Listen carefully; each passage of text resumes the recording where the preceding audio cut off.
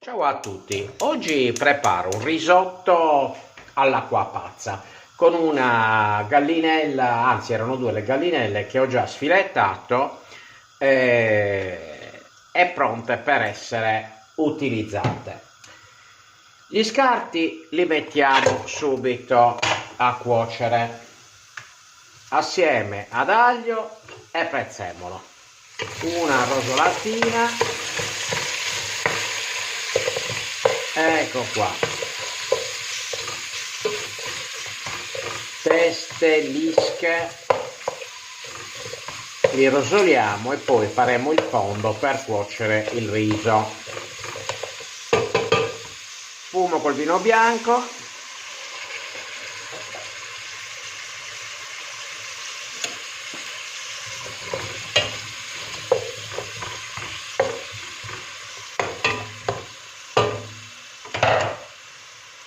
E poi metto del pomodorino tagliato a metà e comincio a fare l'acqua pazza.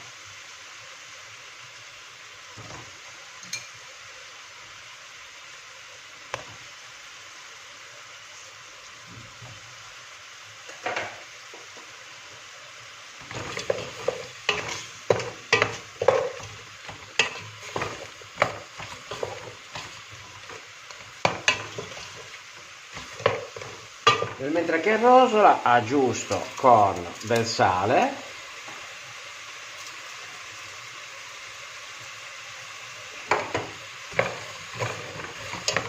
e come ultimiamo la rosolatura aggiungerò l'acqua, un po' di pepe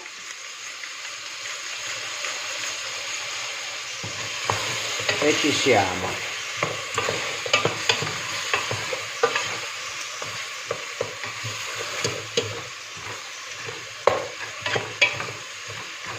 Ecco qua,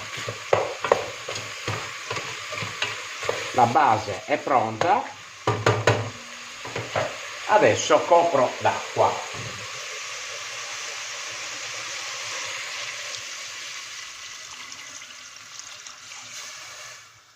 La quantità di acqua è importante, è relativa al riso che si deve fare. Io benché faccia 200 grammi di riso abbondo perché poi il brodo può essere utilizzato per tante altre lavorazioni. Tempo di cottura del brodo una ventina di minuti. Con 20 minuti riusciamo a tirar fuori tutti gli umori dalle lische, le teste del pesce e quindi saporire per bene il brodo. Ecco qua, lasciamolo andare da solo e poi ci rivediamo a fine cottura. Bene, ho trasferito il brodo nell'altro fornello e adesso do una tostata al riso, tostata a secco.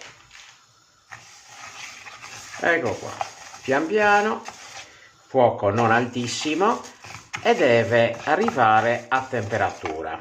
Io di solito il tempo lo considero quando proprio sento quell'aroma di riso salire e poi toccandolo quando incomincia proprio a scottare che non riesci più a prenderlo, allora vuol dire che la tostatura è avvenuta. Questo serve per levare l'umidità, l'eventuale umidità che il riso ha.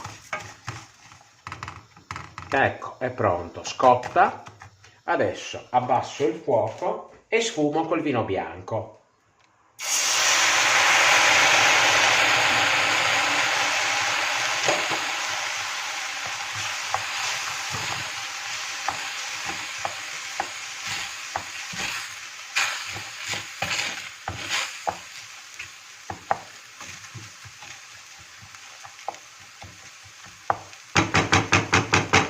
Bene, evaporato il vino, comincio a versare il brodo. Prendo un colino per evitare che ci sia qualche lischetta e comincio filtrando il brodino, che è sempre in ebollizione leggera, a cucinare il riso. Ecco qua.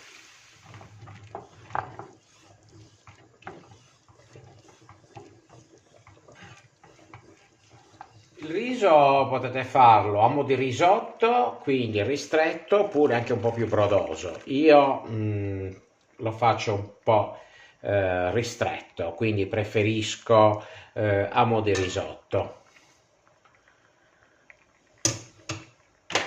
Va messo il brodo come al solito pian piano, senza avere fretta nella cottura. Poi, una volta ultimata la cottura,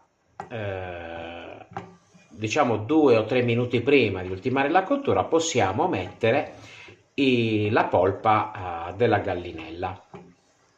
Intanto mi preparo i filetti della gallinella che poi metterò in ultimo.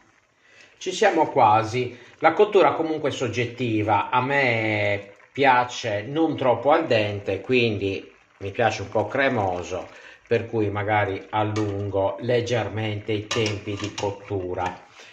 Di solito un riso carnaroli ha bisogno di 18 minuti, quindi sul quarto d'ora passato posso cominciare a mettere i filetti che avevo precedentemente preparato per creare un po' di emulsione, quindi renderlo più cremoso.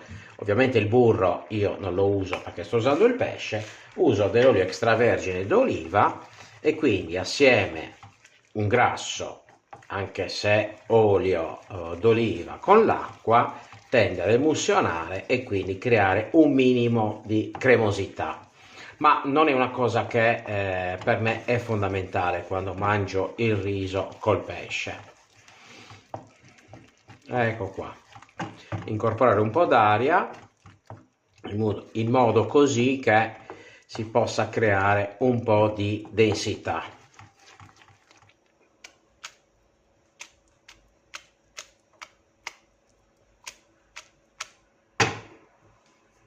Ora possiamo mettere i filetti, che sono già degli scatti, e li metto interi.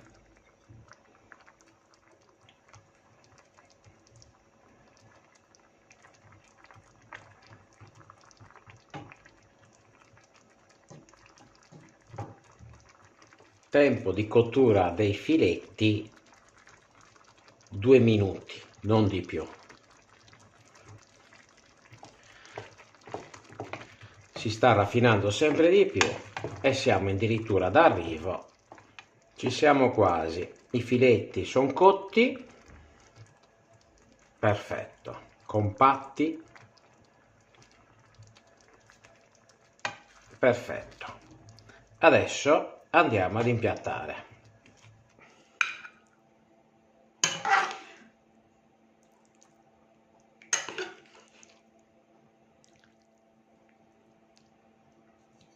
Un filo d'olio extravergine, un po' di pepe e assaggio. Un riso semplice,